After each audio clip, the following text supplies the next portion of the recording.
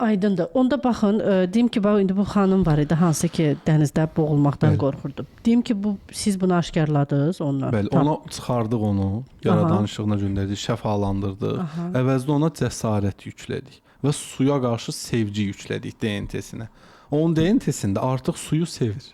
Ondan sonraki nəsillərə getmir. Daha çox suyu sevəcək, ən çox suda olmaq istəyəcək. Aha. Bəli. Yaxşı, bunu dəyişməkdə yaradanın işinə qarışmış olmuruq? Xeyr, bu onun qorxunu çıxarır, axı ona mənfi xidmət eləyir. Həyat keyfiyyətini aşağı salır. Burada əslində bir sual da yaranır. Yəni biz bilmirik axı nə mənfidir, nə müsbətdir.